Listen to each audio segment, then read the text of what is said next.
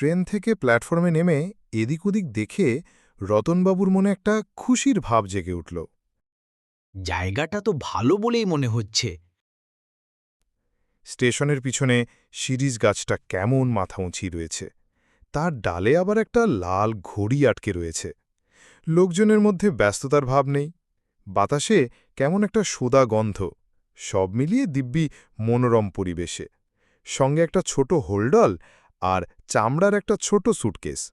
কুলির দরকার নেই, রতনবাবু সেগুলো দুহাতে তুলে নিয়ে স্টেশনের গেটের দিকে এগিয়ে গেলেন। বাইরে সাইকেল রিক্সা পেতে কোনো অসুবিধা হল না। ডোরাকাটা হাফ প্যান্ট পরা ছোকরা চালক জিজ্ঞেস করল, কোথায় যাবেন বাবু? রতনবাবু বললেন, নিউ মহামায়া হোটেল যান। ছোকরা ছোট্ট করে মাথা নেড়ে বলল, বাবু উঠুন। ভ্রমণ জিনিসটা রতনবাবুর একটা বাতিক বলেই বলা যেতে পারে। সুযোগ পেলেই তিনি কলকাতার বাইরে কোথাও ঘুরে আসেন। অবশ্য সুযোগ যে সব সময় আসে তার নয়, কারণ রতনবাবুর একটা চাকরি আছে। কলকাতার জিওলজিক্যাল সার্ভের আপিসে তিনি একজন কেরানি। আজ ২৪ বছর ধরে তিনি এই চাকরি করছেন, তাই বাইরে বেরিয়ে আসার মতো সুযোগ তার বছরে একবারই আসে। পুজোর ছুটির সঙ্গে তার বাৎসরিক পাওনা ছুটি জুড়ে নিয়ে তিনি প্রতি বছর কোথাও না কোথাও ভ্রমণ করে আসেন। এই বেড়ানোর ব্যাপারে রতনবাবুর সঙ্গে আর কাউকে নেন না, বা নেবার ইচ্ছেটাও তার মনে জাগে না। প্রথম প্রথম যে সঙ্গীর অভাব বোধ করতেন না তাই নয়, তার পাশের টেবিলের কেশববাবুর সঙ্গে এককালে তার এই নিয়ে কথা হয়েছিল। মহালয়ার কয়েকদিন আগে রতনবাবু সবে ছুটির প্ল্যান করেছেন। তিনি বলেছিলেন, আপনিও তো মশাই একা মানুষ, চলুন না এবার পুজোয় দুজনে একসঙ্গে কোথাও ঘুরে টুরে আসি। কেশববাবু তার কলমটা কানে গুজে হাত দুটোকে জড়ো করে তার দিকে চেয়ে মাথা নেড়ে মৃদুর হেসে বলেছিলেন,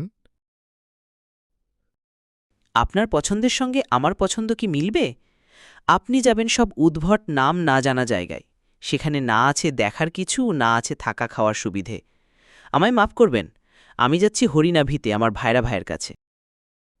ক্রমে রতনবাবু বেশ বুঝতে পেরেছিলেন যে তার মনের সঙ্গে মন মিলিয়ে বন্ধু পাওয়া খুবই শক্ত। তার পছন্দ অপছন্দ ব্যাপারটা সাধারণ লোকের সঙ্গে একেবারেই মেলে না, কাজেই বন্ধু পাওয়ার আশাটা পরিত্যাগ করাই ভালো। সত্যি রতনবাবু স্বভাব চরিত্রে বেশ একটা অভিনবত্ব ছিল, যেমন এই চেঞ্জে যাওয়ার ব্যাপারটা। কেশববাবু মোটেই ভুল বলেননি। লোকে সচরাচর যেসব জায়গায় চেঞ্জে যায়, রতনবাবু সেদিকে দৃষ্টিই দিতেন না। তিনি বলতেন, আরে মশাই, পুরীতে সমুদ্র আছে, জগন্নাথের মন্দির আছে, দার্জিলিং থেকে কাঞ্চনজঙ্ঘা দেখা যায়, হাজারিবাগে পাহাড় আছে, জঙ্গল আছে, রাঁচির কাছে হুড্রু ফলস আছে। এসব কথা তো সকলেই জানে।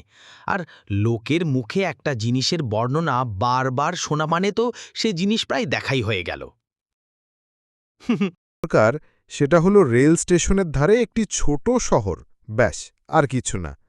প্রতি বছরই ছুটির আগে টাইম টেবিল খুলে খুব বেশি দূরে নয় এমন একটি জায়গার নাম বের করে তিনি দুর্গা বলে বেরিয়ে পড়েন। কোথায় গেলেন, কি দেখলেন তাকেও জিজ্ঞেস করে না, বা তিনি কাউকে বলেনও না। এমন অনেকবার হয়েছে যে খানে গেছেন সে জায়গার নাম তিনি আগে শোনেননি, আর যেখানেই গেছেন সেখানেই এমন একটা কিছু খুঁজে পেয়েছেন যার ফলে তার মন খুশিতে ভরে উঠেছে। অন্যদের চোখে হয়তো এসব জিনিস খুবই সামান্য, যেমন রাজা ভাত খাওয়ার একটা বুড়ো অশ্বত্থ গাছ, যেটা একটা কুল গাছ আর একটা নারকেল গাছকে পাকিয়ে উঠেছে। মহেশগঞ্জে একটা নীলকুঠির, ময়নাতে একটা মিষ্টির দোকানের ডালের বরফি। এবার রতনবাবু যে জায়গায় এসছেন সে জায়গাটার নাম সিনি। টাটানগর থেকে ১৫ মাইল দূরে এই শহর। এই জায়গাটা অবশ্য টাইম টেবিল থেকে বার করেননি তিনি, অফিসের অনুকূল মিত্রী বলে এই জায়গাটার কথা। নিউ মহামায়া হোটেলের নামটাও তার কাছ থেকেই পাওয়া। রতনবাবুর চোখে হোটেলটাকে বেশ ভালোই মনে হল। ঘরটা ছোট, তবে তাতে কিচ্ছু এসে যায় না। পূর্ব দক্ষিণ দুদিকে দুটো জানালা রয়েছে, তাই দিয়ে বেশ চমৎকার দৃশ্য দেখা যায়। পঞ্চা চাকরটিকেও বেশ অমায়িক বলেই মনে হল। রতনবাবু শীত গ্রীষ্ম দুবেলাই গরম জলে স্নান করে। পঞ্চা তাকে আশ্বস্ত দিল,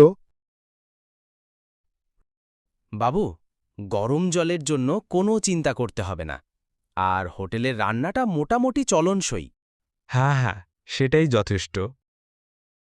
রতনবাবু নতুন জায়গায় এলে প্রথম দিনই বিকেলে হেঁটে না বেরোনো পর্যন্ত রতনবাবু স্বস্তি বোধ করেন না। সিনিতেও এ নিয়মের ব্যতিক্রম হল না। 4টের সময় পঞ্চা এনে দেওয়া চা খেয়েই রতনবাবু বেরিয়ে পড়লেন। শহর থেকে বেরোলেই খোলা অসমতল প্রান্তর, তার মধ্যে দিয়ে আবার এদিক ওদিক হাঁটাপথ চলে গেছে। এই পথের একটা দিকে মাইলখানেক গেলে রতনবাবু একটা ভারী মনোরম জিনিস আবিষ্কার করলেন। একটা ছোট্ট ডোবার, তার মধ্যে কিছু শালুক ফুটে আছে, আর তার চারদিকে অজস্র পাখির জটলা। বক, ডাহুক, কাঁদাখোঁচা, মাছরাঙা, এগুলো রতনবাবু চেনা, বাকিগুলোই প্রথম তিনি দেখলেন। প্রতিদিন বিকেলবেলাটা এই ডোবার ধারে বসেই হয়তো রতনবাবু ছুটিটা কাটিয়ে দিতে পারতেন, কিন্তু দ্বিতীয় দিন আরও কিছু আবিষ্কারের আশায় রতনবাবু অন্য আরেকটা পথ দিয়ে হাঁটতে শুরু করলেন। মাইলখানেক যাওয়ার পর পথে এক পাল ছাগল পড়ার জন্য তার হাঁটা কিছুক্ষণের জন্য বন্ধ রাখতে হল। রাস্তা খালি হওয়ার পর আরও মিনিট 5 হাঁটাতেই দেখলেন সামনে একটা কাঠের পুল দেখা যাচ্ছে।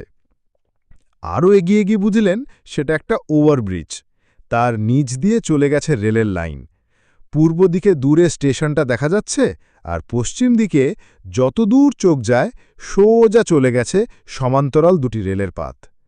এখন যদি হঠাৎ একটা ট্রেন এসে আর ব্রিজের তলা দিয়ে সেটা যদি যায়, তাহলে কি অদ্ভুত ব্যাপার হবে সেটা ভাবতেই রতনবাবুর গায়ে কাঁটা দিয়ে উঠল।